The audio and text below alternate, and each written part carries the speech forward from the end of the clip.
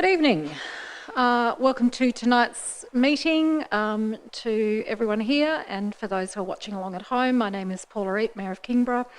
It's my pleasure to welcome you all to tonight's meeting on Monday the 20th of November 2023. It's 5:30 p.m, so I officially declare the meeting open.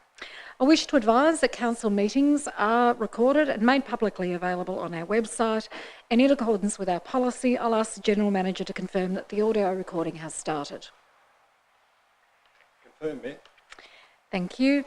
I wish to acknowledge the traditional custodians of this land, pay respects to elders past and present, and also acknowledge today's Tasmanian Aboriginal community. Our attendees this evening are myself, Councillor Reid, Deputy Mayor Councillor Gladright, Councillor Antoli, Councillor Bain, Councillor Dean, Councillor Fox, Councillor Midgley, Councillor Richardson and Councillor Street. From our staff this evening, we have the General Manager, Mr Arnold, the Chief Financial Officer, Mr Spinks, the Director of Governance, Recreation and Property Services, Mr Smee, the Director of Engineering Services, Mr Reeve, our new, and I mean new as in first day, a very warm welcome to our new Director of Environment Development and Community Services, Ms Shakuti, who is on her first day, and hopefully there'll be a second day. And also we have with us, possibly for the last time, the Acting Director of Environment Development and Community Services, Ms Salisbury.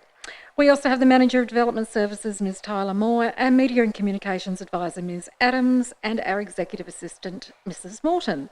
We have apologies this evening from Councillor Cordova. On page 1 now, the motion is that the minutes of the open session of Council meeting number 21, held on the 6th of November 2023, be confirmed as a true record. Looking for a mover. I've got a mover in Councillor Fox and a seconder in Councillor Midgley. All those in favour? Aye. Against? Motion is carried unanimously. Still on page 1, workshops held since the last council meeting. We had a workshop last Monday evening, which was the LGBTIQA+ inclusive leadership training. On page 2, declarations of interest. Does any councillor have a declaration they'd like to declare? Councillor Midgley. Thank you. Declaration in closed session, but I'll be staying in the room. Thank you. Councillor Street. I also have a declaration in closed session and will be leaving the room. Thank you very much. Transfer of agenda items. Is there any item on the agenda that a councillor would like to transfer from open to closed or closed into open session? No? Thank you. We don't have any members of the public with us this evening. And questions on notice from the public, we have 2. The role of council from Mr Biggins and an officer response from Mr Arnold. And a question from Ms Landon in relation to the biodiversity offset policy with an officer's response from Mr Stander. If anybody does want to put a question on notice, they can do so by completing the form on Council's website or by emailing us at kc@kingborough.tas.gov.au. Questions without notice from councillors. Does any councillor have a question? Councillor Bain. Thank you, Mayor. Just have a couple of questions around the Margate Main Street master plan that's on our capital works for this for 23-24. Questions are, what stage are we at in terms of engaging someone to undertake the work? What consultation with the Margate community will we be doing? And whether we have state growth on board for this project. Mr Reeve. Through you, Mayor, we're reasonably well advanced in terms of actually getting someone or awarding the contract. So we had quite a good response back from a number of different consultants, which is good. And we've been through the assessment and have come up with a preferred applicant. In terms of state growth, they've been involved from the day dot, so they got involved in terms of looking at the brief that we actually sent out and providing some commentary, and they've also looked at the shortlisted proponents we've got and provided some commentary on that. And they will also remain a very important stakeholder as we go through the study, as will the community as well. That forms a large part of the project. So there'll be a number of community workshops, online surveys and the like as well at the same time. So yes, we're expecting quite a bit of, well, hopefully quite a bit of community input. Any further questions? Yeah, I guess just a follow-up question is any approximate timeframes on when that's likely to occur or get started? Mr Reeve.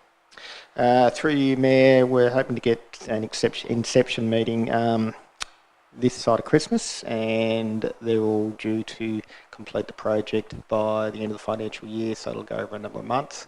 But yes, so hopefully get a start very soon. Councillor Midgley. Thank you, Mayor. Can I just ask a follow-up question on that in regards to, I think a couple of months ago I might have asked if we're going to be taking like a place-based type approach to the Margate versus having a master plan that then goes to the community. Can I just understand what the process is, please? Mr Reeve. Through you, Mayor, yes, a little bit like that in terms of the fact that we'll be involving the community from the start in terms of actually getting their feedback, all the different elements of the community, and obviously, as I said, state growth as well, because it's their highway corridor. So we'd like to gather all that information together before putting a draft together, very similar to what we did in Kingston, and then provide that information back as a draft to the community to make some final comments on. Great, thank you. And just a further 2 questions. I was emailed about the Woodbridge Hall. What is happening regarding the new Woodbridge Hall toilets? They have been finished for a few months but are still not open. They may be awaiting council approval, the person's asked, and the old toilets are starting to deteriorate with one cistern currently leaking. Mr Smee. Through you, Mayor, the toilets are not quite complete. There's a few fixtures that needed to be installed until we can get building surveyor sign off, so hopefully we'll get that done soon. The old toilets will be locked as soon as we can commission the new ones, but we'll need to put in a capital bid to have them demolished in the new year. Great, thank you. And a question regarding textile waste.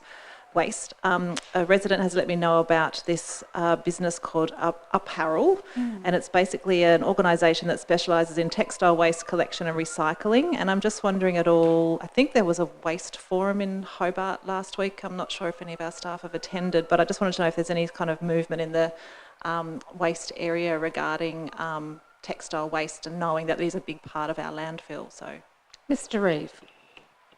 Through you, Mayor, the Waste Forum was in Launceston, and a number of all the members of the KWS board actually attended that particular meeting, which was good. And it's great to actually see waste moving ahead in the state.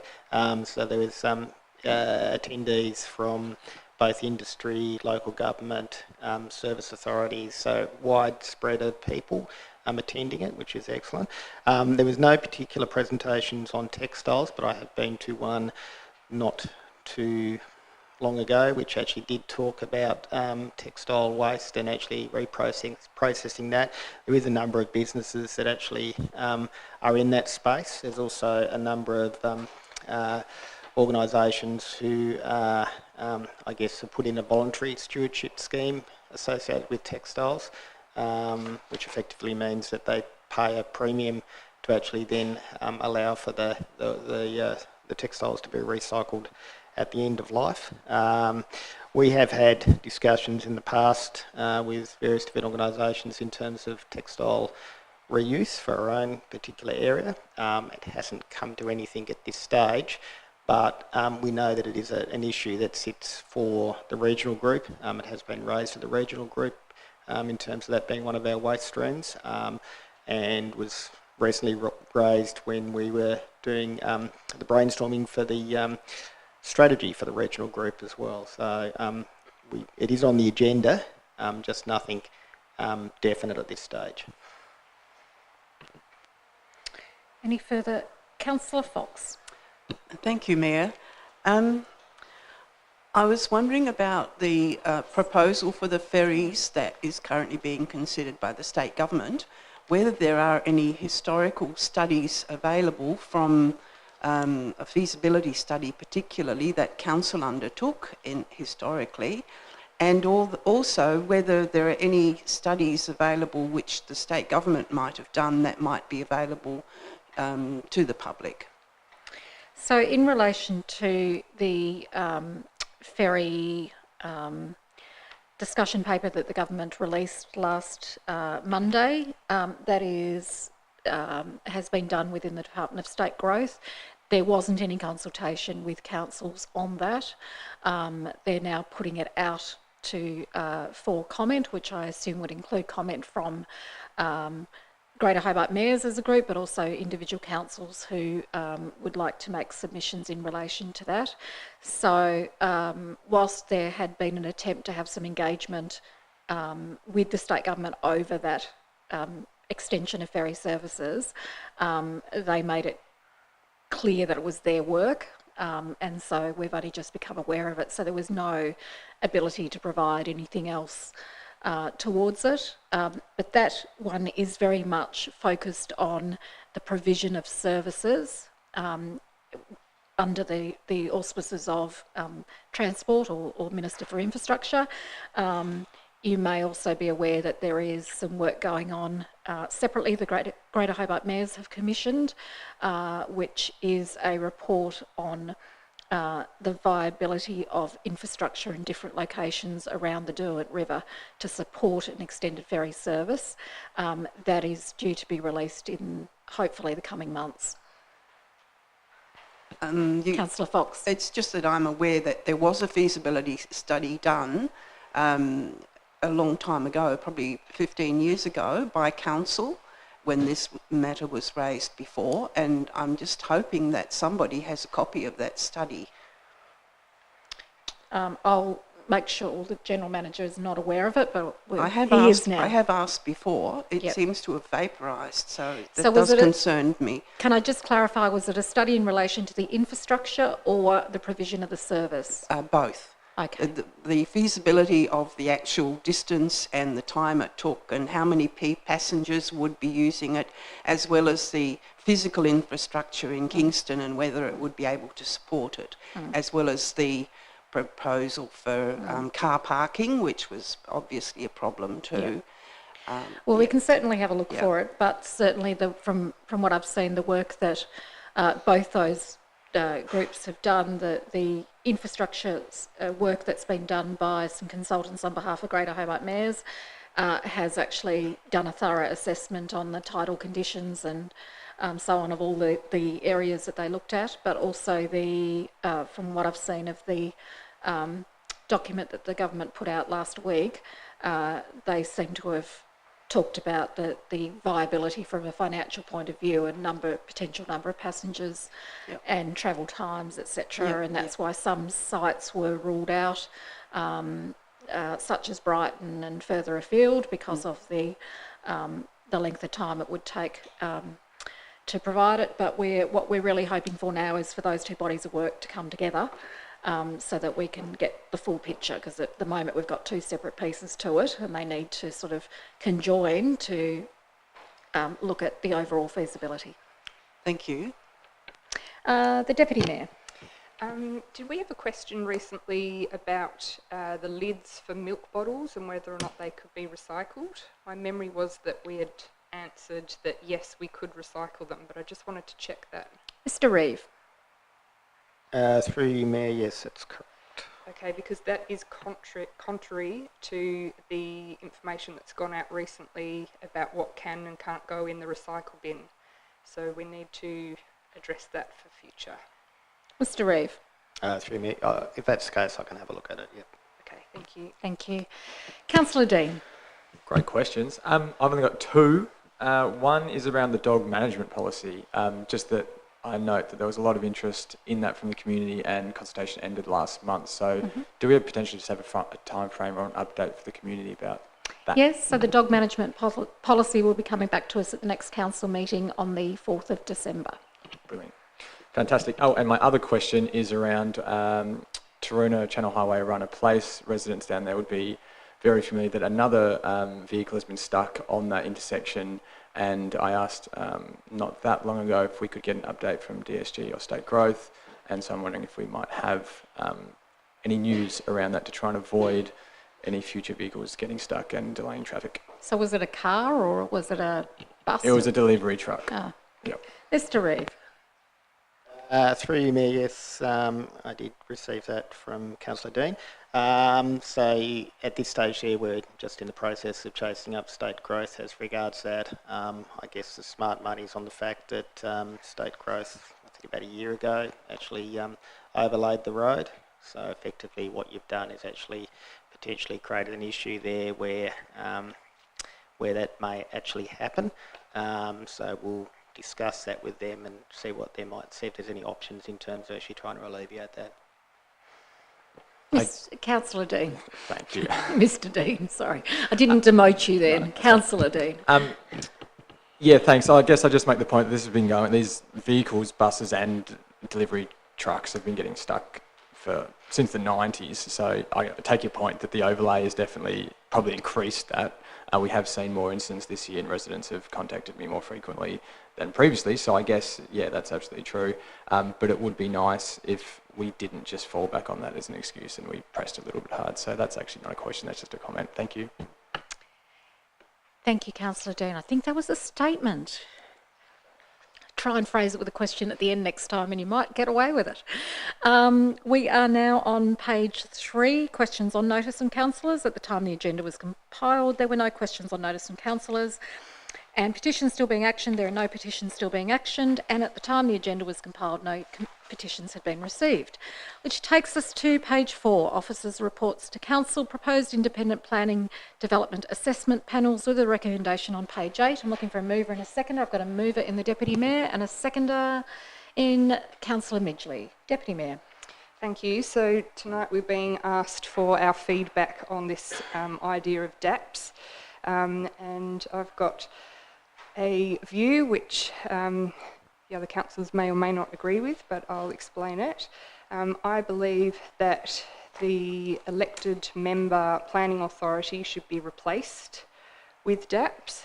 I believe that the council should retain the planning department should retain its delegated authority and make assessments of development applications, and then in the case that there's a recommendation for refusal or there's more than a couple of objections, then it would get referred to a DAP rather than coming to the elected members.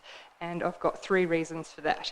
Firstly, I think we all understand that feeling of not being able to represent the community when we sit as the planning authority. We're asked to take off that hat, so I would ask then, what is the point in having it?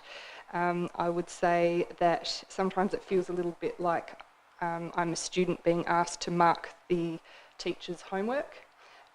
We've got our expert planners who make their assessment of development applications, and elected members aren't typically expert planners, although I acknowledge that we have Councillor Street in our particular makeup of council. But yeah, for me, I always feel a little bit silly being asked to kind of judge the work that the expert planners have made on a development application. I would also suggest that I think it's a little bit of a waste of time. We've got our expert planners who do a lot of work in assessing development applications. Then they have to go and write a great big report which is presented to us as elected members, and often that requires just trying to explain the application, and then they have to sit there and cop all of our questions about the application. So I think that elected members do have a role in planning, and for me, the role that the elected members should have comes more in the strategic shaping of communities. I'll start reading because I'm losing my train of thought a little bit. So by allowing elected representatives, community and councils planners to develop local provisions, desired future character statements and specific area plans. So that was in answer, to question 3. So to allow DAP-determined applications to be informed by local knowledge, how will councils be involved? So my answer to that was by allowing the elected members, alongside with community and the council's planners, to develop the local provisions, desired future character statements and specific area plans. So currently there are none of these in our planning scheme, and the laws are weakened by the acceptable solutions and the performance criteria. So by allowing the elected members to do their representing alongside the community, it will help strategically shape our municipalities. So while I'm saying that elected members shouldn't have a role in the planning authority. I think that we do have a really important role in representing the community when it comes to the strategic approach.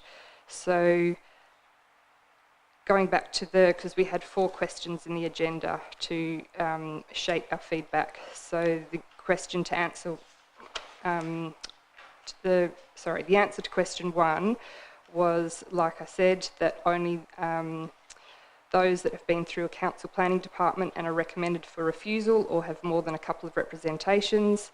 In answer to question 2, it was no one. I just think we need to follow the process. Question 3 I answered, and then there was a question there about time frames.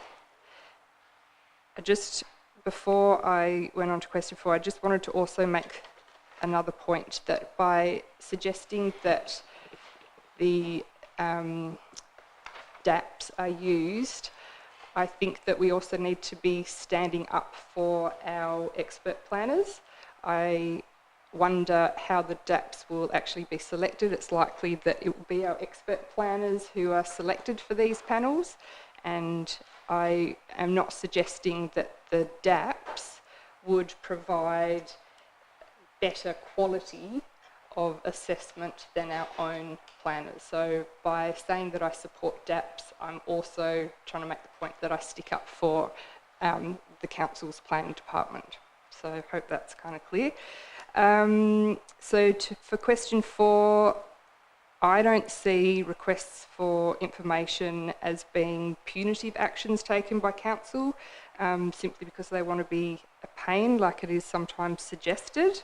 I think RFIs ensure that DAs meet the requirements of the scheme, and so perhaps a suggestion is that there are better pre-lodgement discussions.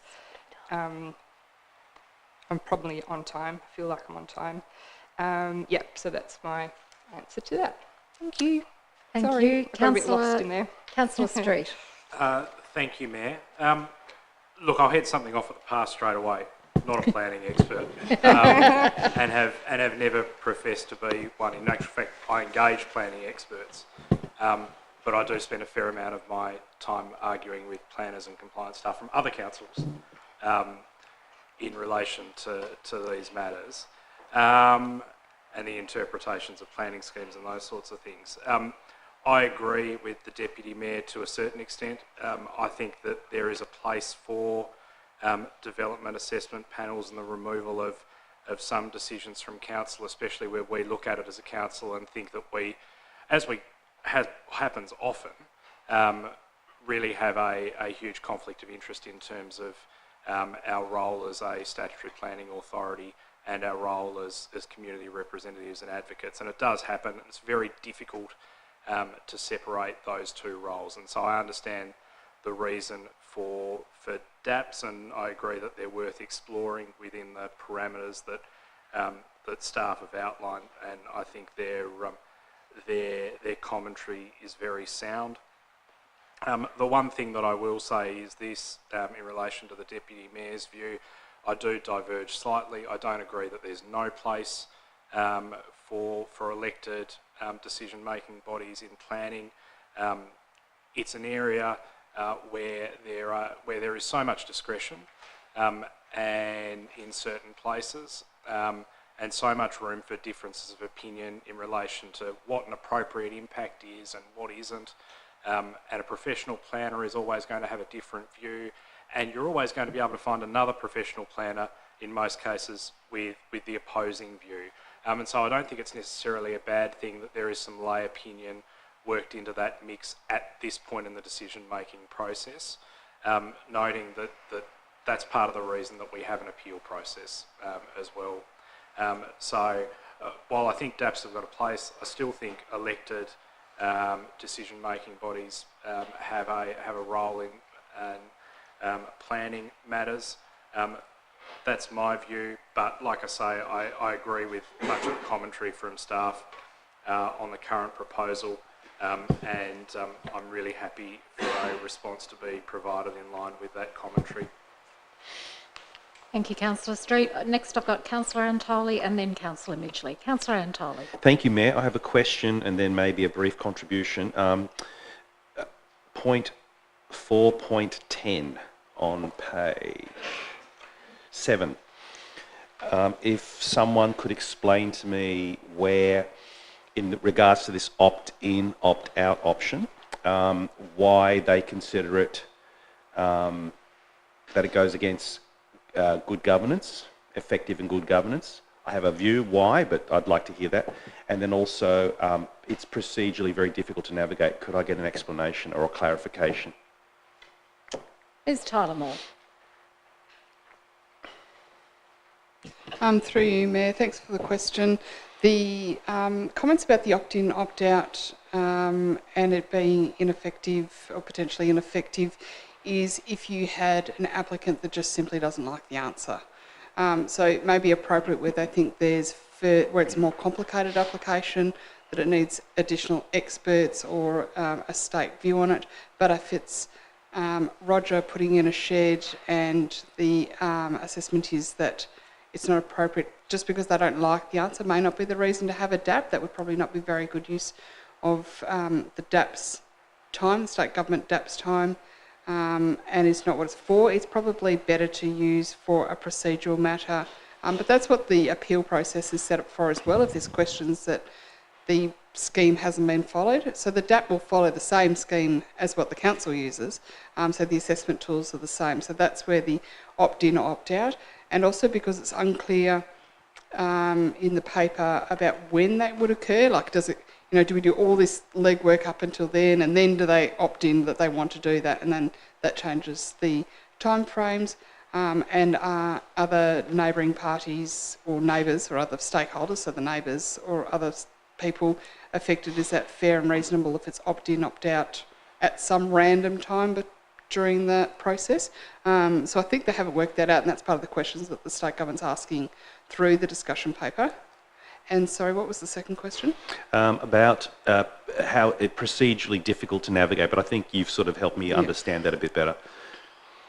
If I could have a follow-up question, Mayor. Yes, Councillor. So this is not in 410 where you talk about some jurisdictions allow applicants to opt in or opt out. That's not at the beginning of the very process where they've got two approval lanes. They can go the council approval or the DAP approval. That's not what those jurisdictions allow. Ms. Tyler Moore. Through you, Mayor, the jurisdictions that have it I'm less familiar with. Adrian, who had worked in, or Mr Stander, who had worked in New South Wales, had worked in that. My understanding from that is it was only for larger applications. There's also an ability in Victoria where I'd previously worked where it could be sent to the state government for assessment, but it really was that higher end application, much bigger ones, which is what Tasmania has set up as the major applications process, and it's outlined in the Act if a major application is to go through that, what the procedure is. So it's fair to say that based on the criterion 4.8, those people have an opt-in, opt-out, or those applicants have an opt-in, opt-out, but not in general. Is that correct view? Ms. Tyler Moore. Through you, Mayor, they're suggested by the actual discussion paper. Yeah. That's not written by us. Yeah, no, I understand that. Yes. So it's potential that if this is approved and we do go to a DAP system where the criteria in 4.8 is mandated, therefore those applicants in those scenarios would have an opt-in, opt-out. Ms. Tyler Moore. Through you, Mayor, they may do, but that's not what the decision has been made yet, and that's what the discussion paper's for. So it's a little unclear. No, yeah, I'm just saying, I'm just trying to process it forward. Thank you very much for the explanation. I mean, I suppose my contribution is that I broadly support the paper. I think there's a role to play for DAPs, especially in those really difficult circumstances. I really like the third dot point in 4.8 where it talks about where the applicant considers that there is bias or perceived bias on behalf of the council or councillors. That would I think cut out a lot of complaints. I don't agree in surrendering our planning authority to DAPs, and so I pretty much echo what Councillor Christian Street said earlier. So I personally would support this proposal based on the way it's written and what it's recommending. Thank you, Councillor Antoli. Councillor Midgley. Thank you, Mayor. A couple of questions to start. Just in regards to the DAP panel, what do we see the vision of that, the independent panel, and how independent do we think that would be? Ms Tyler Moore. Through you, Mayor, they haven't outlined that, what we would probably expect. So other states who are better funded in their areas would already have a suite of planners in their state government as a planning group, but that's not afforded here, so they would probably look to appoint new people. They haven't outlined that. It could be a combination of consultants, noting there are a limited number of consultants in Tasmania, and obviously we see repeated consultants, which has its pros and cons with it as well. Perhaps they would look at getting a panel, like nominations from particular councils to be able to represent, but obviously not represent on their own. They may look to employ new people, which no doubt will come from councils, to make up a panel. It's unclear how they're going to do it, and that's certainly a question we would be interested in understanding. And then insofar as independence, obviously the state government has rules and regulations with staffing around independence, but it'd have to be mindful that there is not a bias if it's a state significant or a state interest or a political interest in a project, and then they're state employed people to make the decision. I'm not suggesting that they wouldn't do it accordingly, but they'd have to be mindful about that there isn't a conflict of interest in that. So I guess what I'm hearing is... Councillor Midgley. Thank you, Mayor. I guess what I'm hearing is there's lots to think about in regards to who would make up that assessment panel, and it could be, perhaps, hopefully it would be a transparent and unquestionable decision. And what about, through you, Mayor, staff's thoughts on... sorry, just looking at my notes here. So in regards to the community being able to appeal a decision through the planning tribunal, what does that look like if a DAP is in place? Ms Tyler Moore. Through you, Mayor, that's not clear about whether that appeal process is there. There is some commentary in the discussion paper that perhaps it could be like a tribunal in that they're looking at from de novo and take that into account, but then of course that depends on when it occurs in the process, if it's before or after the advertising, and whether there's further appeal rights after that. Thank you. And I echo sentiments from other councillors in regards to the hat we wear as our councillor and the hat we wear as a planning authority, and the process and expertise that we look to when we're assessing such matters that come forward to us. But I'm aware that the broader kind of impetus of this is really looking at the proposal to remove council as a planning authority, and I don't support that. I think for transparency, independence and public participation in decision making, it's critical for a healthy democracy that those decisions stay within council. And I'd like to recommend that we continue with normal council processes, and we don't wish it to be done by planning assessment panels. That we support the process of the right for the community to appeal the final decision to the planning tribunal. So it doesn't seem that's really clear, so I really take a stance that we have that right for the community to appeal. And I guess what we have seen in that appeal process, we have seen some positive outcomes. Of course, it's a difficult and emotive thing for community members to be involved in, but we have seen some good outcomes along that way, and I just worry that this going in this DAP framework wouldn't have that sort of opportunity for community members. But I'm happy to hear from staff in regards to some further information regarding their view on that. Through you, Mayor. I didn't quite hear a question from Ms. in Tyler regards Moore, to... she didn't either, 'cause she didn't rush to put a light on. Sorry. What's the question? So I guess it's in regards to, so the question I asked about the community appeal and the DAP process. So if then, I guess the ability for then community to be able to appeal if the DAP process is in place, what are the pros and cons around that? Ms. Tyler Moore. Through you, Mayor, the discussion paper is not clear on what the appeal process would be, and as mentioned, it would be relevant when they opt in, opt out, and whether they go through the same advertising process, public notification process. it would probably be better with someone with a legal background to make comment about whether there's fairness if that was taken away.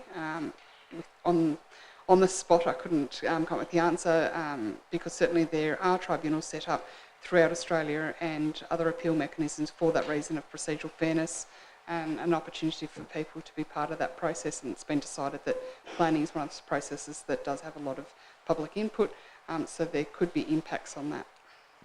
Thank you. Councillor Midgley.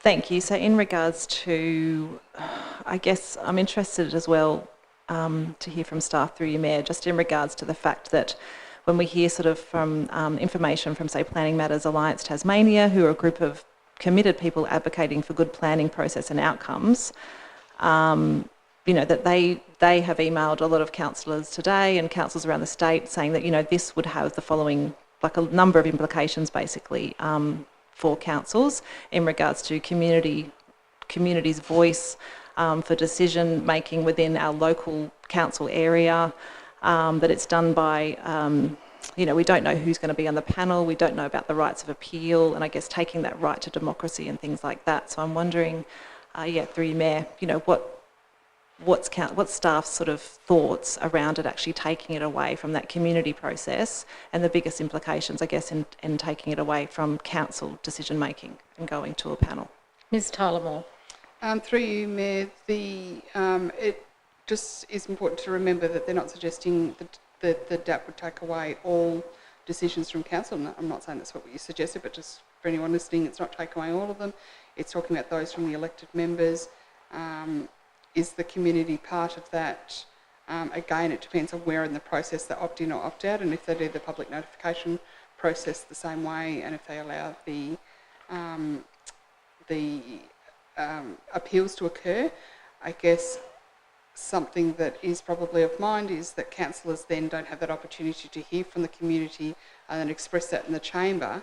But that in itself is probably an example of where there is potential conflict of interest. So if councillors cite things like, he's a good bloke, they've had a hard time, they're really nice, they're all absolutely inappropriate decision making, which does occur from time to time. Or I've heard about them and they've worked really hard to set up a business and we should support local businesses. Again, that's something that would be a conflict of interest, and I guess that's some of the conflict of interest that the discussion paper is talking about. But perhaps an alternative, if they weren't to do the DAP, is to have stronger rules or reinforced rules or something to that effect for councillors, that if they're going outside those lines and they are presenting a conflict of interest, then there should be some ramification for that, or tightening up of that, or education of elected members. So there's some different options, so they do have that already in place about the conflict of interest, and certainly as officers we try to make it clear when that line has been crossed within the limitation of only being able to speak when spoken to. So we do try to provide that guidance so that they don't go off on tangents or decisions made about other matters that aren't strictly a planning matter. Thank you. Thank you. Next I had Councillor Fox and then Councillor Dean. Thank you, Mayor. I support Councillor Street and Councillor Midgley, and I wish I could speak as eloquently as they do. But I do feel a lot of planning matters that come to council are very open to interpretation, and also the councillors sitting around the table provide local knowledge, which may not be the case if the matter was considered by an outside body. It's our opportunity to represent our community, and it's a really important democratic process that we are involved. On section 4.8, the position paper is seeking our feedback on these points, and I feel that most of them are missing the point, basically. When we get applications for social or affordable housing, I don't think that is relevant to the planning scheme, so why include that as a reason to take it out? And also I think it's very negative because the community may well welcome that. when they talk about point 2, critical infrastructure, well, who's going to maintain that infrastructure if not council? So why shouldn't we have a say in the matter? Also, TasWater has an input already, so if it involves sewage or water, then that's already covered in our planning considerations. Where planning, the council is the applicant and the decision maker, they still need to have the planning scheme at heart and comply with that planning scheme, otherwise we cannot approve it. And it rarely occurs that councillors express a conflict of interest and there is no quorum to make that. As long as I've been on council, 35 years plus, that has not happened in this council. Perhaps in smaller councils, but I don't think that happens very often.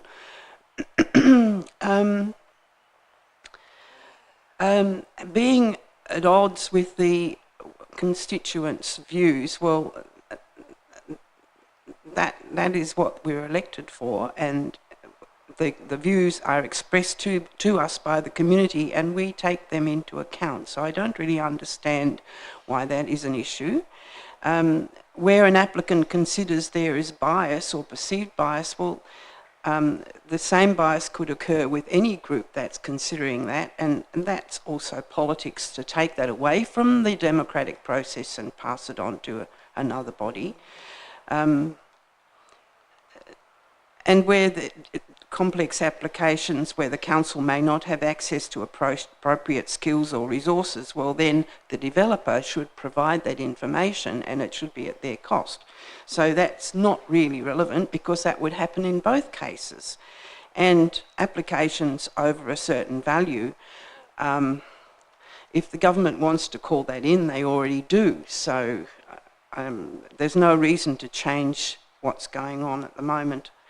I do find it all a bit challenging, and I do think it's important that we state our case that planning stays with council and that we are doing a good job as a council, that most of the applications that come to us are passed. There are no problems with this council, and I think that if it ain't broke, why fix it? Thank you. Thank you, Councillor Fox. Councillor Dean. I guess I have a question because I'm kind of hearing a range of views amongst other councillors, from we need to only have development assessment panels to definitely no development assessment panels. And so at the back of my mind, I'm just wondering, given that what we're actually discussing here is a recommendation to delegate power to the General Manager to provide feedback, I'm very kind of intrigued as to how he might navigate this now that we clearly have a range of opinions in the room. So that's probably my first question. The General Manager. Through you, Mayor. Thank you for the question, Councillor Dean. That's a very good question. While the conversation's been going on, I've been turning my mind to that, but given the way the recommendation reads in Part B, it does say to respond to the position paper as outlined in this report. And the report that's referred to is the report that's on the agenda. Which is my thinking. I guess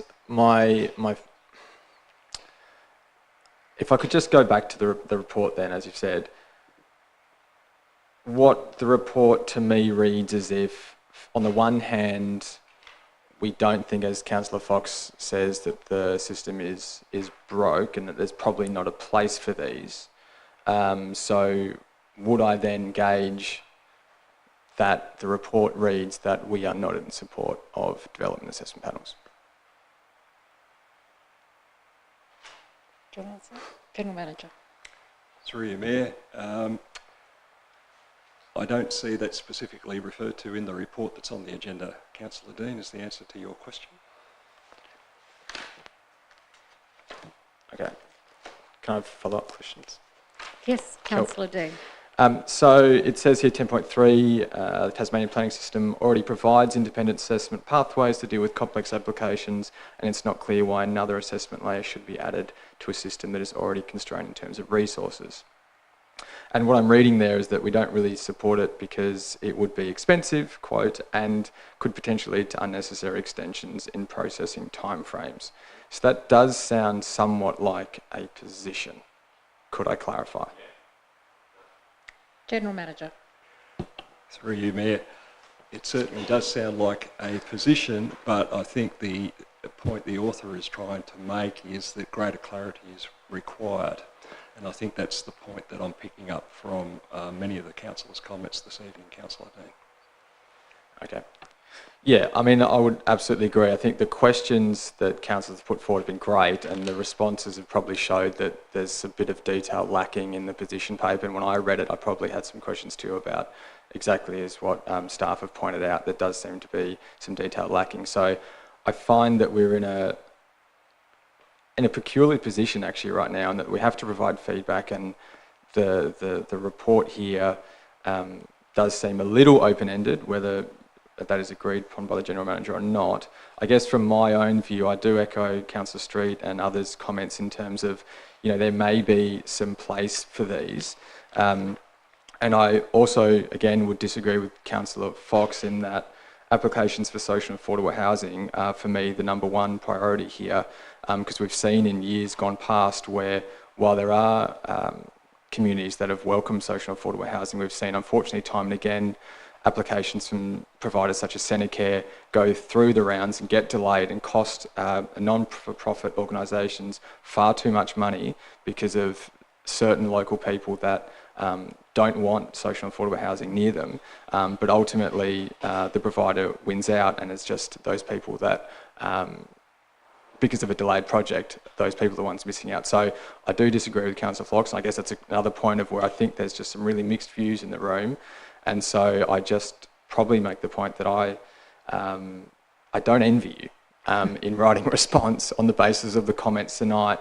And I guess that the time is somewhat of the essence here, because we need to provide a response, and absolutely agree with that.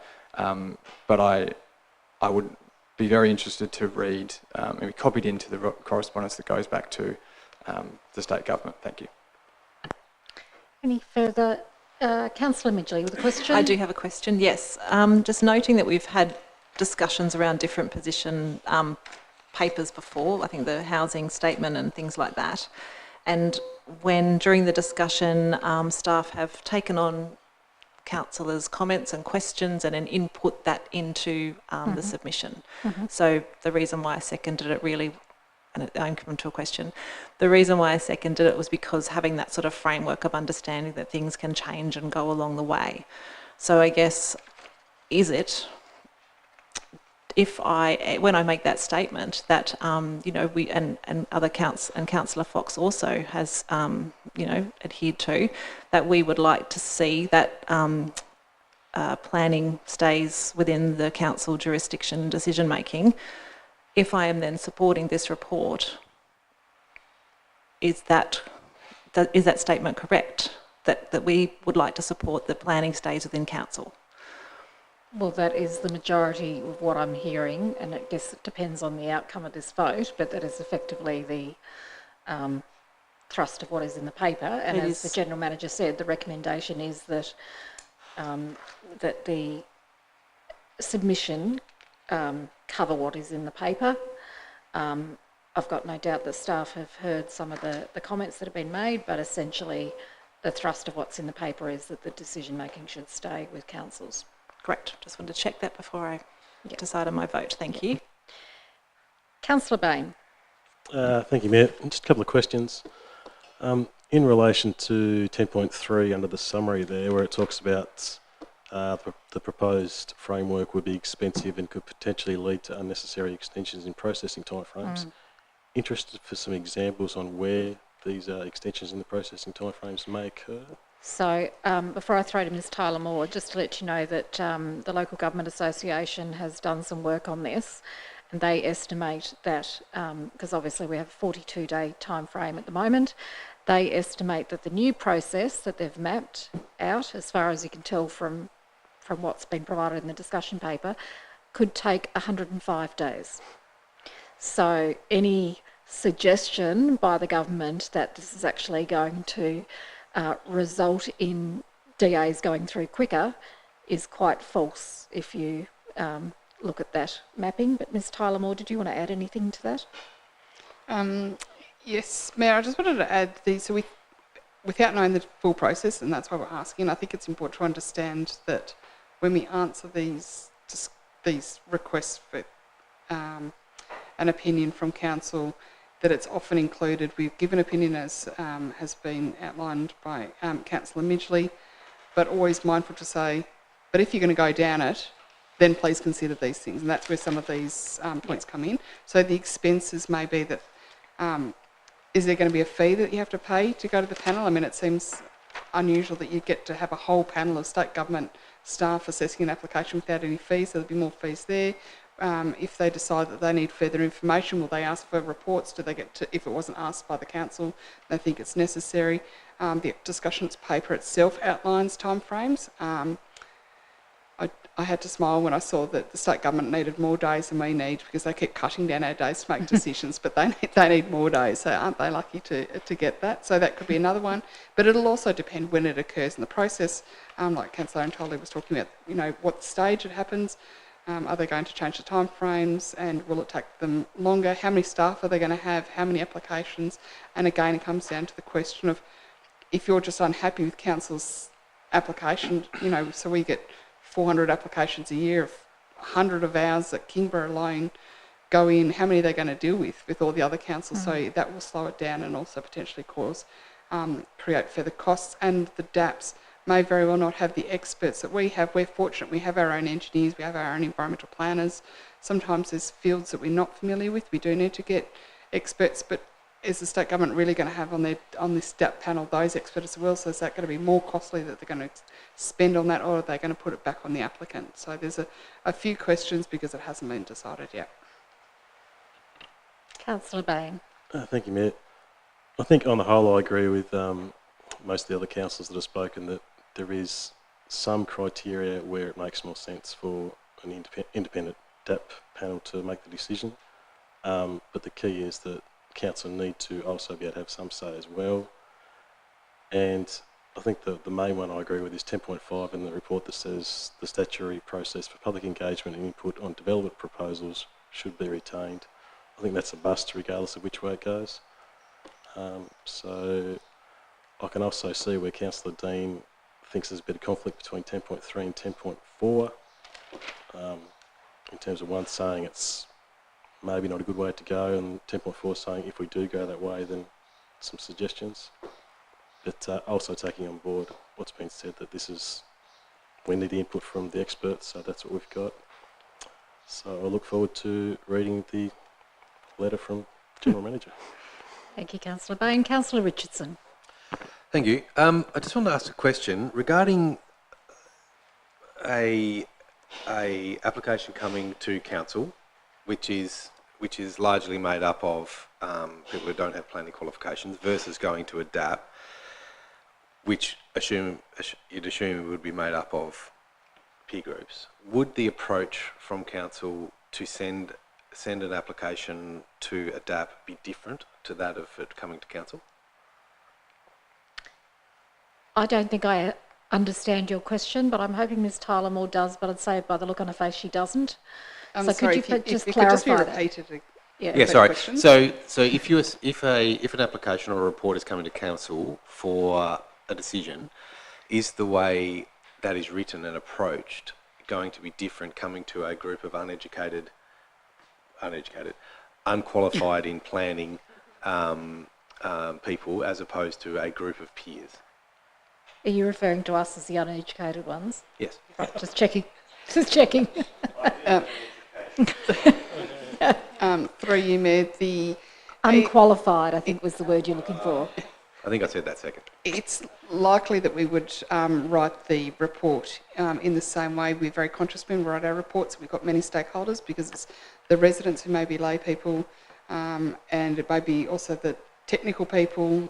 So we would still have a lot of the specific references to the planning scheme because that's what we have to do, but we also make it clear. So is there a big change in the officer's workload if it comes to a council or if it goes to the DAP? Probably not, if that's what the question was. because we still need to write it for the public, we still need to write it for the experts, we still need to cover all the parts of the planning scheme.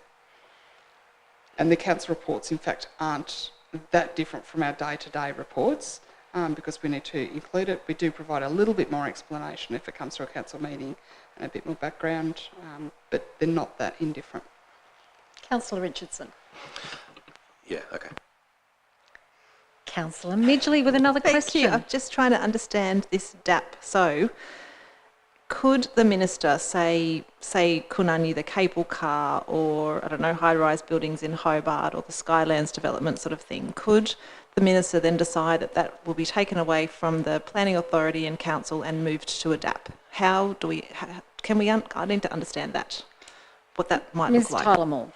Through you, Mayor, the minister can do that now under major projects. There are certain criteria that need to be met to be major projects. If you recall, recently we had a paper before the chamber about the one on the Eastern Shore, Kingborough Bay, where they were trying to say it was a major project, and all the councillors replied and said it's not, so it didn't qualify.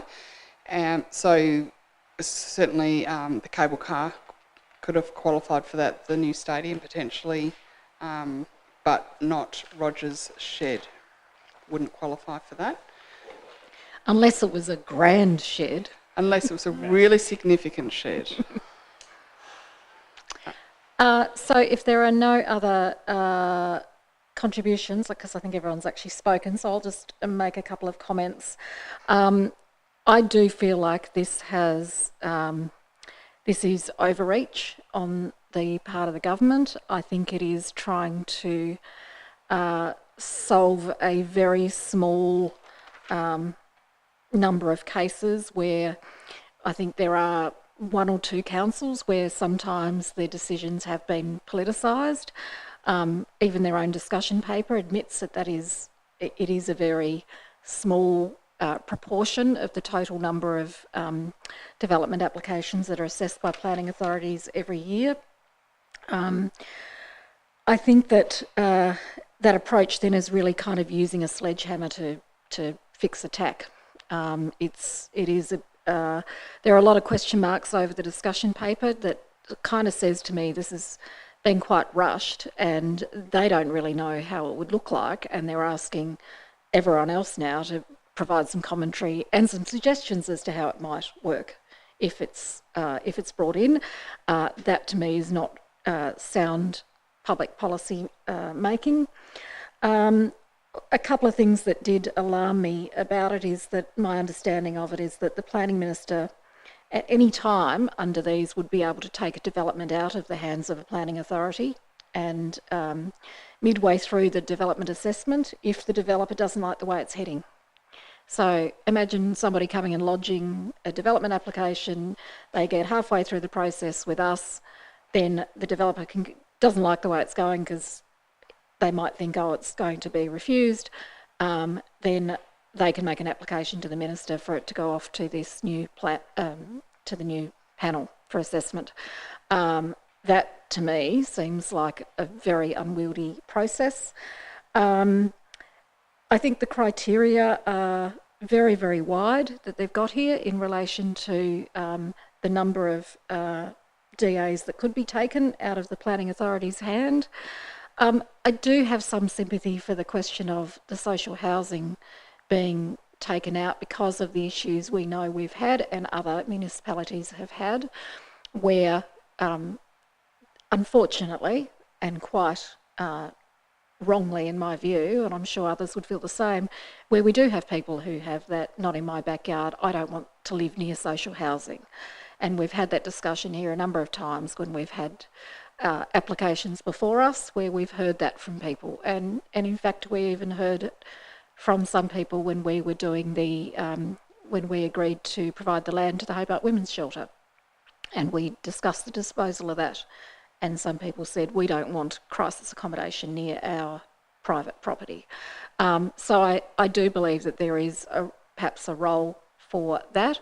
But given we're in a housing crisis and the significantly longer time frame it looks like this process will take of the DAPs compared to our own, it concerns me that whilst it may solve that one problem of local communities and putting pressure on councillors to knock off social housing or delay it or change it, versus the delays that could happen under the DAP system, given that the dire need for urgent social housing.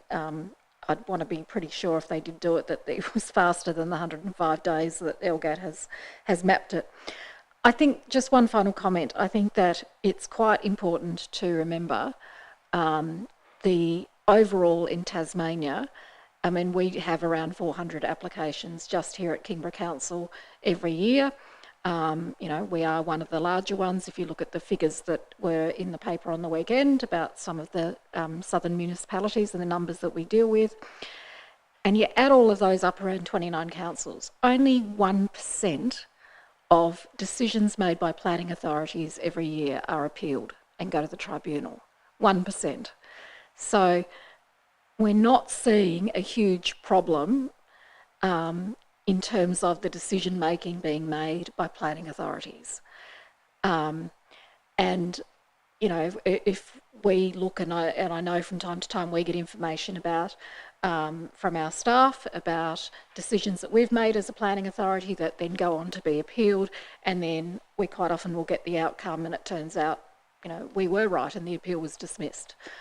So it is it's a complex system, but I don't think it's broken, and I don't think we need a sledgehammer.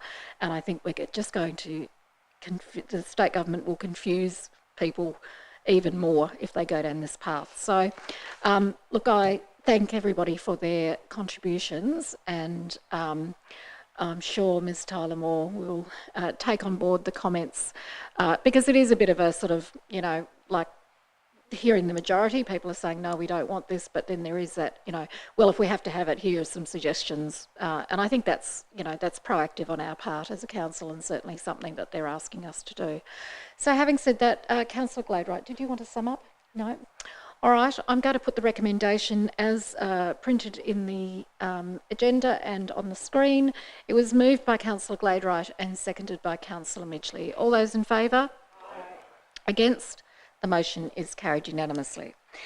Thank you very much. We now move on to page 11, another one where we get to make a submission to the state government, this time in relation to the draft fire and emergency services, I'm going to call it tax, with a recommendation on page 15. I'm looking for a mover and a seconder, please.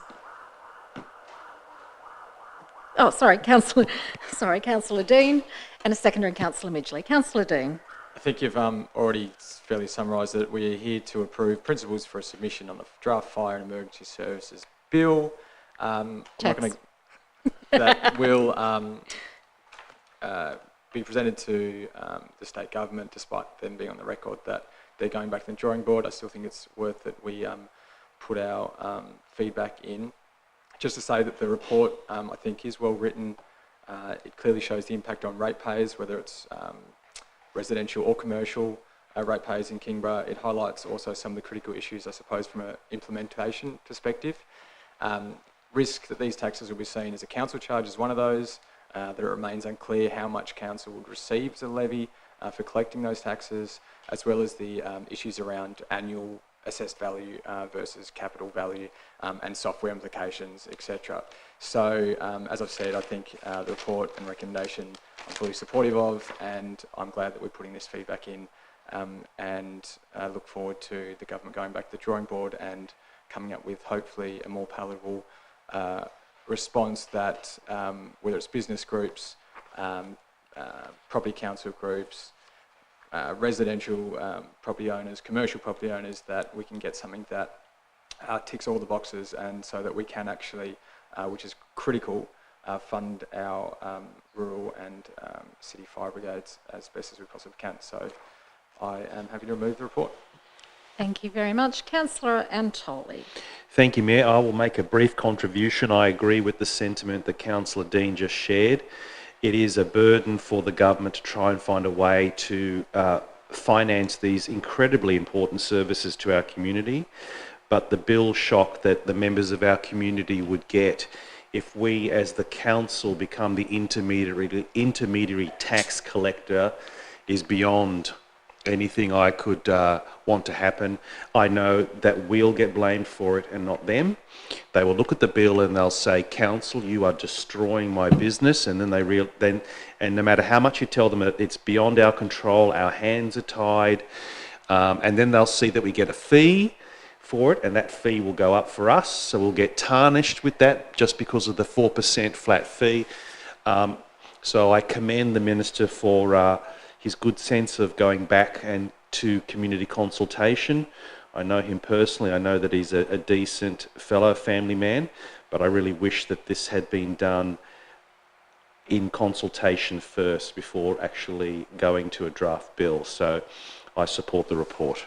Thank you, Councillor Antoli. Councillor Street. I almost entirely agree with everything that has been said so far. The only thing that I'll add is this.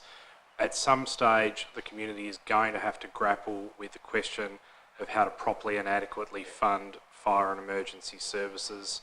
I'm not suggesting that this was the right way, but this is a question that we absolutely need to grapple, and not everybody is going to be happy with the outcome. I have no doubt about that. But if we don't fix the problem, and if the government doesn't fix the problem, then we're going to have serious problems in an environment where we are only seeing worse and worse natural disasters. Thank you, Councillor Street. Any further discussion? I'll just briefly, look, I think this is a very good discussion paper. It does seem odd to me that the government has gone back to the drawing board with this, but we're still expected to respond to the initial proposal. So it feels a bit like a Clayton submission because they've already accepted they've got it wrong, but we have to still write and tell them that they've got it wrong. Okay. Maybe they are hoping. We're not going to solve this problem for them, but I do share the concerns that Councillor Antoli raised about the fact that if this goes ahead in any form that's like this, we are going to be the ones who are going to cop the blame for this. And, you know, we talk often about council being the closest layer of government to the people. We're also the most accessible, and it's going to be a lot of fun going to the supermarket if this goes through and having people stop and having to have the conversation repeatedly that this is not our doing. So I do hope that common sense is going to prevail. We do need a sound funding system for our emergency services, and particularly for the SES, which has struggled for a long time, and which we know because of more natural disasters and things that they are being called on more regularly than previously. So there does need to be something fundamentally changed in the system. This hasn't been the way to do it. So let's hope that they do go back to the drawing board and come up with something better. If there are no more contributions, Councillor Dean, did you want to sum up? Okay, I'm going to put the recommendation. It's as printed on page 15. It was moved by Councillor Dean and seconded by Councillor Midgley. All those in favour? Against? Motion is carried unanimously. Takes us to page 16, community grants, with the recommendation on page 17. I've got a mover in Councillor Midgley, seconder in Councillor Bain. Councillor Midgley. Thank you, Mayor. I'm more than happy to support this one, noting that we had the community grant applications come to us at the last council meeting, and we saw a range of applicants that were not eligible due to the fact that we had that policy in place stating that they couldn't apply for an event for a few years in a row. So I think this is a really nice, quick kind of fix, just by changing or adding the word generally. And although it perhaps, my only comment on this is really that some of the applicants are looking for a bit more money than what's available in the quick response grants, but noting we are midway through a budget cycle and midway through kind of a grants process and things like that, I really like that we've been able to meet some sort of support, and that hopefully these applicants can then apply and look at $1,000 towards their events to enable them to occur. I know that one community organisation would definitely appreciate this, and it would cover them being able to do their grant process. And then hopefully in the new year we can look at a discussion paper that actually, looks at how we fund continual events and things like that. So I'm happy to support this one. I hope we can get that across council as well. Thank you. Councillor Bain, and then thank you, Councillor Mayor. Antoli after that. Echo Councillor Midgley's contribution, and I'd like to thank the staff for turning this around so quickly so that we can get this outcome for the community groups who are looking for the funding. Just one question, I guess, is I think in the report it talks about 3 of the groups would have been approved had this been in place, but there's a couple of groups who didn't apply because of the criteria. Will staff get in touch with those groups that didn't apply and make them aware of this? Ms Salisbury. Through you, Mayor, yes, it's our intention to contact the couple that we knew about and let them know. And there may well be others, people who read the criteria and decided not to apply, which is why we think limiting it to $1,000, for this year until we can sort of have a budget that's commensurate with allowing people to apply repeatedly. Excellent, great result.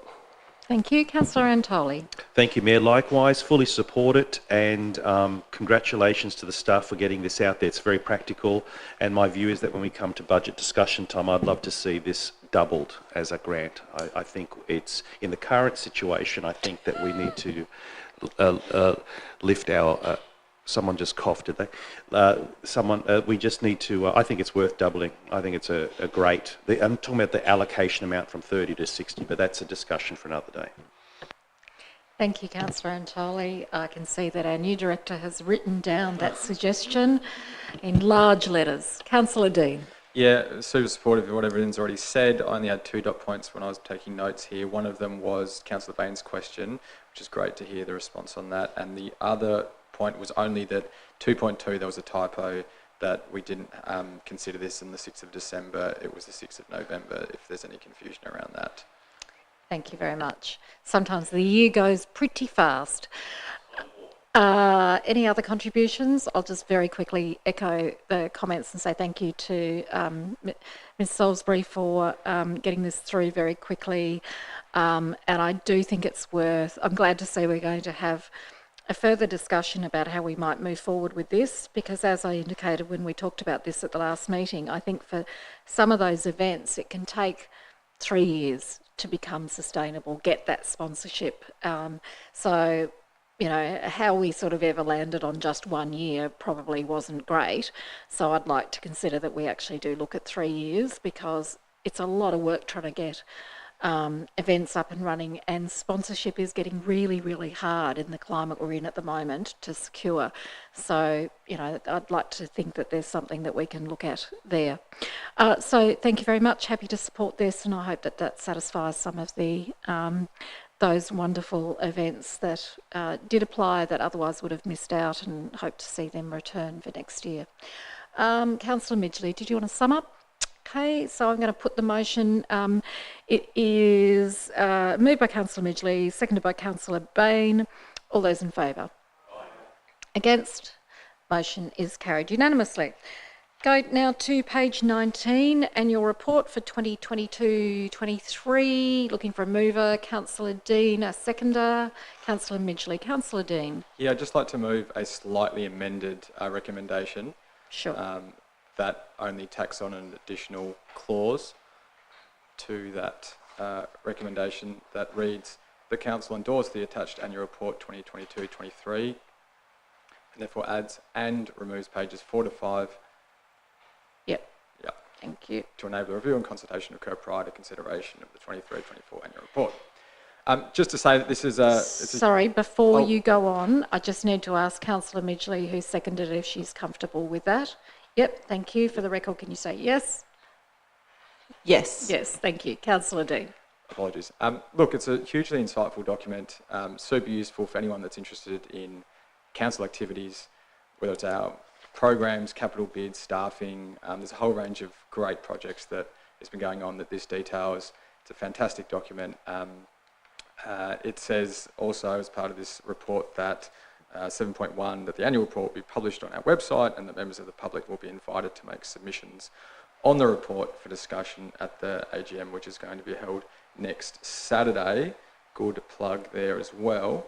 And the only last thing I would say is that obviously I've added in an adjusted recommendation, and that's just simply so that we can have a look at those couple of pages and see if we can't give it a bit of a refresh and update going into next year.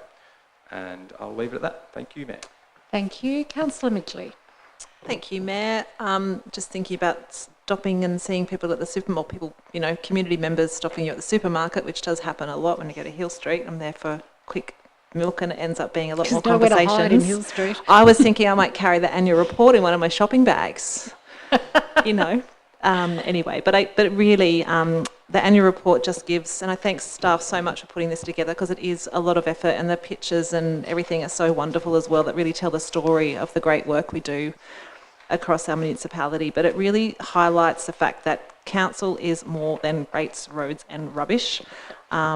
It really highlights the great areas across council, and I like as well like the stats around our growing population. It's so great to include that as well because we can see the different age demographics, how much we've actually grown, and understanding the kind of growing pains that we have across that as well.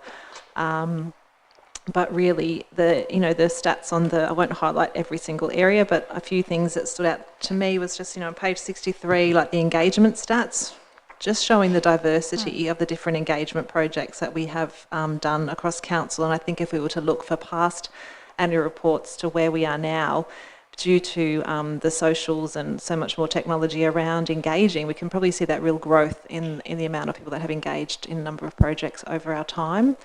And page 50 as well, and again, not saying highlighting this over anything else, but they were just some snapshots, really just the area in our climate and the work that we've done in that space as well. And I guess we had talked about a bit of a climate report card, and I kind of see that information on page 50 as being a bit of a climate report card. And I hope that, we can take some more snippets, and I think we do on our different socials and the way that we share different information. We take snippets of what's available in this annual report and share that across different community areas as well, and on our social media and stats like that. But you can just have a look, flick through and look at the pictures really, and see the pictures tell the story of the amazing work that we have done across the municipality. And it highlights the community where the rates go, and our rates go to a fantastic breadth of projects. And just congratulations to all, and thanks so much. Thank you very much, Councillor Midgley. Any further discussion? Councillor Gladright. Yeah, thank you. I'd just like to echo the contributions of Councillor Midgley. It's so great to read about all the achievements, and I congratulate everyone's efforts. It's also really great to see the strategies explained so clearly for the year ahead, and I think everyone should be really proud of how well Kingborough Council is functioning. And I would also just like to thank Councillor Dean for bringing the amendment, the email that you sent this afternoon explaining your amendment was very impressive, and I just thank you very much for bringing that to Council as well. If there's no further comments, just before I ask the mover if they want to sum up, I just wanted to make a comment. I just echo everyone else's thanks to the staff who have worked hard on this, particularly Mrs. Morton, who gets all the information from all the different areas and puts it all together and makes it all look very appealing for people to read. My only concern with it, and I have this about a lot of documents, is that quite often they're not written in the most plain language that we possibly can write them in. And if you read my report from the LGAT conference, I attended a workshop session from the presenters of 2610, which is the increased group that's been funded by the government to increase literacy skills, but it's also, they have a target of getting businesses and government departments and other entities to write in clearer English, because the level of literacy in Tasmania is unfortunately not as high as in other parts of the country, and so we need to write accordingly. And I know it's really difficult when you're a subject expert in a particular area of technical skills to try and write without using technical jargon. But it was interesting. This was a very practical workshop that I attended, and it was when you are given some guidelines as to how to do it, it can be achieved. Even for the most technical of sentences, you can boil it down to what it needs to say without confusing people. So the General Manager and I have had a discussion, and there's going to be some 26 training that we're going to, it's free of charge, available to all councils and all businesses, and so we're going to arrange for some workshops to be held on that in the new year, because I'd really like to see, as Councillor Midgley said, we have such great stories to tell through this annual report, and it paints a picture of the diversity of what we do in all parts of our community, and I want to make sure that we're telling those stories in a way that as many people as possible can understand them. So I started on this one to, when I was travelling back from that conference actually, I started to reword some of the stuff, and then it was such a huge task I gave up because we had such short time frames, but hopefully we can do it across the organisation in the coming year and get that message out even more clearly so that our community can perhaps get that fuller picture of what we do. So thank you. Councillor Dean, did you want to sum up? Only just to say thank you for the additional comments, and I probably should leave Councillor Midgley to move these in the future because you did a fantastic job, much better than I could have. That was fantastic. Thank you. Oh, should we have a warm hug now? Thank you. I'm going to put the recommendation as printed on page 20 of the agenda. It was moved by Councillor Dean and seconded by Councillor Midgley. All those in favour? Against? The motion is carried unanimously. Takes us to item 15.5, the financial report for October 2023, with a recommendation on page 184. I'm looking for a mover and a second. I've got a mover in Councillor Bain and a seconder in Councillor Midgley. Councillor Bain. Thank you, Mayor. So before us we have the financial report October 2023. The forecast result for 23-24 remains at an underlying deficit of $688,000. So there's been no movement there from last month. The main contributing factor to the forecast deficit is still the depreciation impacts of infrastructure asset revaluations, which are forecasting to be $950,000 over budget at the end of the financial year. One of the items that tweaked my interest was the year-to-date. We also have the statutory fees and fines, $143,000 under budget, and that's mainly due to the reduced planning applications, leading to planning income being $114,000 under budget. So I just have a question here, and it relates to the table on page 192, which is the summary operating statement. I noticed here that for this item, for the statutory fees and fines, we're forecasting to finish on budget at the end of the financial year, which I guess to me sounds a little bit optimistic given that we're already $143,000 under budget. So to think that we're going to be all square by the end of the financial year might be optimistic, but is there any reasons why that would be the case? Mr. Spinks. Thank you for the question. I think probably my best response to that is, I should have written it in the report, is that next month we'll be bringing forward a budget review. Now, I know that's primarily centred around the capital budget, and Mr. Reeve and his team will be considering whether the capital budgets need an adjustment, but I think it's also appropriate we take the opportunity to look at the operating budget. I mean, we do provide the end-of-year forecast every month, but I think if we're going to do the capital budget, I think it makes sense to have a bit of a deeper dive into the operating budget, and I think that would be one we'll need to look at.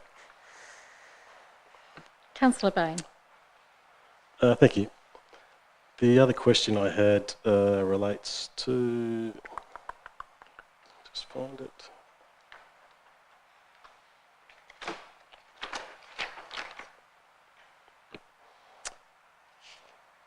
It's in the discussion, and it's the profit on sale of assets is $233,000 over budget, with $176,000 relating to the income from the revenue share agreement on the sale of the first stage in Kingston Park. I guess my question here is the $176,000 over budget, was there zero budget there to start with, so we've made $176,000 so far? Mr Speaks. Through you, Mayor, yes, that's correct. So this is the revenue share arrangement with the Kingston Park sales, and it hasn't been budgeted for, so the 176k is a windfall gain, you might say. Yep. Councillor Bain.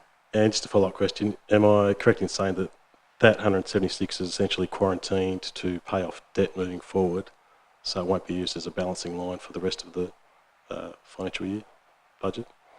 Mr Spinks. Yes, that is my understanding. Yep. I'm getting a nod from the General Manager, so yes. That's good to The hear. record reflect the General Manager is nodding vigorously. Great, thank you. Any further discussion? No? I take it you don't want to sum up, Councillor Bain. I'll put the recommendation is that Council endorse the attached financial report as at 31st of October 2023, moved by Councillor Bain, seconded by Councillor Midgley. All those in favour? Against? Motion is carried. Takes us to appendices on page 205. Looking for a mover and a seconder, please. A mover in Councillor Gladeright because a hand twitched, and a seconder in Councillor Midgley. So moved. Any questions? No? Okay. I'll put the motion then. The appendices attached to the agenda be received and noted. All those in favour?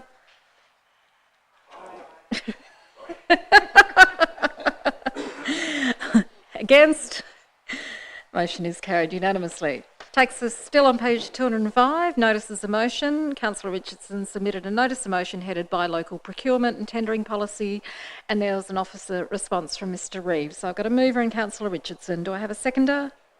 Seconded Councillor Antoli. Councillor Richardson. Thank you. Yeah, this is a fairly straightforward motion to include or to develop a buy local policy in line with state government policies, in line with a lot of other businesses that do this. Generally, it's generally a good thing for us as a council to be able to preference local businesses rather than mainland or out of town businesses for the work that we do, the jobs that we commission. I note the officer response saying that we are going through, or we are likely to go through a process of reviewing the overall tendering policy in February. Whilst it's disappointing that that's the first time that I've been made aware of that in the discussions that we've had around this buy local policy, I still think it's worthwhile going through with this development of development of the policy, as this can form the basis for and part of the tender and contracts policy that shall be reviewed. So, Thank you, Councillor Richardson. Councillor Fox. Thank you, Mayor. This matter has been raised in the past, and it led to more concerns than it led to happy feelings, basically. I understand that the definition of local isn't really explained. Like, a lot of businesses in Tasmania are local businesses, but they may employ people from other areas. And a lot of people who work in our local business might not live in Kingborough, they might live in other areas. So how do we define what is a local business? Whether it's a southern Tasmanian or a northern Tasmanian. And if we start playing that game, the northerners will start excluding our businesses. So it's a double-edged sword, basically. A lot of our decisions on tenders are based on a whole range of criteria which are weighted, and I haven't looked at the actual details precisely, but I know they include experience, availability, local knowledge, and value for money, and value to the community. So to add local to that as an overrider could actually generate a monopolistic situation for the local businesses who might come in at a higher amount without experience, without employing local people, and we are going to favour them. So I don't think that's a good idea. I don't think it's in the interest of the community, not in the best interest of the community. I'd be, I know that we have had local businesses here in Kingborough which were often in the mix and were chosen. Other times they weren't because they didn't come in at the right price, or they were otherwise engaged and we'd wait too long for them to be available. So I just feel we have to be very careful how we deal with this. I'd be very interested to hear what other councillors have to say, and I'd be really interested to see a report from staff. But in principle, I'm not in favour of it. Thank you. Thank you. Councillor Antoli. Thank you, Mayor. The reason why I want to support this, I think it's the first sentence in the background that says, recognising that the community is at the heart of everything we do, supporting the local economic and community benefits associated with this policy aims to align what we say with what we do. And it does say in key point 1 that we are to the policy should prioritise procurement from businesses operating within Kingborough. And given that these businesses operate within Kingborough, they're paying rates to Kingborough at commercial rates, and it would be nice to support them in doing so. So I'm not really worried about whether or not a business in where the Devonport Council is going to counter us and have a little bit of a war against us. I think we've got enough businesses down here to choose from to not really worry about that.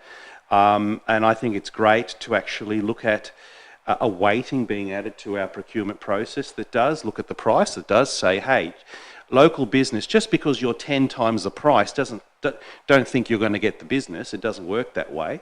They've still got to be competitive. But on balance, let's say we have 3 businesses that are similar price and one of them is local, and we've had a discussion about this in the past in closed session. Why wouldn't you prioritise a business over a small difference? Giving back to our own community, the community that feeds us, the community that pays the rates to us, the community that actually pays our salaries as councillors and the salaries of the staff through the rates that they give. Let's be a blessing unto them. I think it's a great idea, and I think it can be done well, and it's done pretty much all over Australia. Thank you, Councillor Antoli. Any further contributions? Councillor Dean. Only to say that support the idea 100% of looking into it. I wonder though, if I could ask a question, whether there might be an interim step rather than jumping to, I guess, the recommendation of it's calling for a policy to be developed, whether an interim step might be something like we do get a report like Councillor Fox has put to us, just because Councillor Richardson's clearly far more in tune with this space than I am. And I would like just to be a little bit more fleshed out. So I wonder, I guess I can't really ask Councillor Richardson a question, can I? But maybe staff could maybe provide their input in terms of whether an interim step through amendment might be possible in this case. Mr Spinks, can you help us with that? No, Mr Reeve. There you go. Through you, Mayor, I don't want to cut Mr Spink's lunch, but that's Two okay. Davids, I mean. It gets very confusing, I know. Yeah, look, we would have some commentary to make about this particular idea. There's a number of different organisations that have gone down the track of looking at local buy, bearing in mind that I guess this particular motion talks about the Tasmanian Government. The Tasmanian Government one has obviously got a bigger pool in terms of right across the state. It's a little bit more difficult when you get to a smaller pool, which we have in Kingborough. So there is a few things we would have to address in terms of that side of things there, particularly with the limited contractors that we actually have available at the moment. But it would make sense to actually put that forward as a report. The recommendation from the officer was to consider it as a larger type issue with the rest of the procurement policy, which is due for review in February, which in that case will come back to council anyway, which would then give the opportunity to actually address this particular matter in full and provide all the risks or the potential impacts associated with actually going down that track. I've certainly myself been under a particular system that did have a preference towards local buy. So I'm aware of some of the pitfalls, but also some of the other bonuses that go with it as well at the same time. So that certainly would be our recommendation, that I guess council gets the opportunity to consider this aspect in full. Thank you. Councillor Dean. I guess then I would just be interested to hear what, or read the room in terms of whether we are supportive of what staff have just said in terms of this will be looked at, as it says in the response, in February, or whether there is appetite for to make sure it 100% happens and potentially sooner, that a report comes forward. Yeah, look, I'd just be interested to hear what other people have to say before we move on.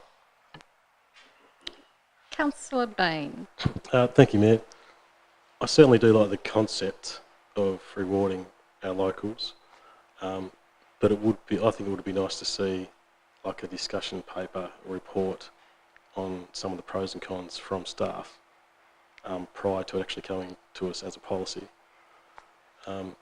Just little things like, as has already been mentioned, Kingborough is only limited, and we might have several Kingborough residents who are working for a Hobart firm or a Huon firm, and should we be rewarding them with a small percentage as well? So I think there's so many things to think about. It would be nice to have a report come to us before it's a policy. So I'd be supportive of that too.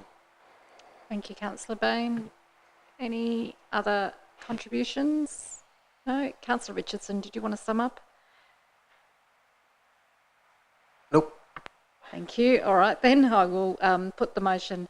It's moved by Councillor Richardson and seconded by Councillor Antoli. All those in favour? Aye. Against? No. Okay, well, show of hands is required. All those in favour? Is Councillors Antoli? Okay. Okay, I don't know what the confusion is. We're voting on the motion. Councillors Antoli, Bain, Richardson, Street and Reid. It does. And against is Councillors Fox, Dean, Midgley and Gladeright. The motion is carried. Could I ask a question? No, 5 versus 4. Even my bad maths could work that out. 4 names up there momentarily at one point. Okay, so the motion is carried. Could I ask a question? Will we get a report on this before the procurement policy is reviewed? General Manager.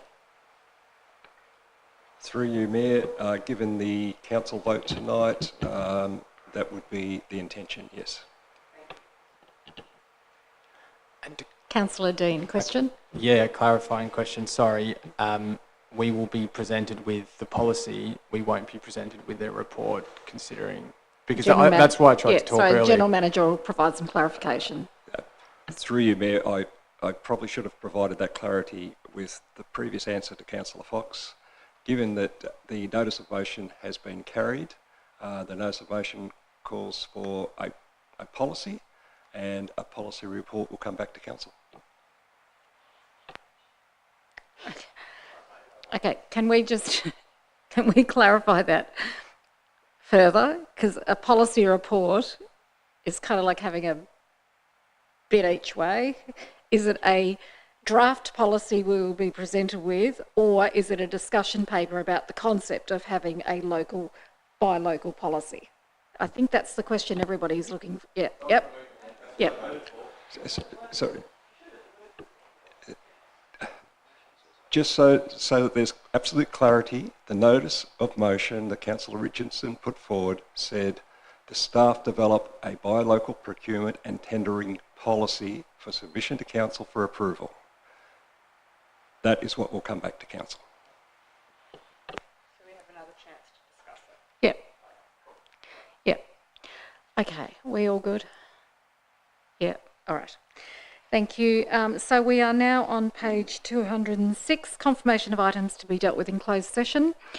that in accordance with Regulation 15 of the Local Government Meeting Procedures Regulations 2015, Council by absolute majority moved into closed session to consider the following items: confirmation of minutes, applications for leave of absence, Kingborough Community Awards 2024 and AFL High Performance Training Centre. I'm looking for a mover and a seconder, please. I've got a mover in Councillor Midgley and a seconder in Councillor Fox. All those in favour?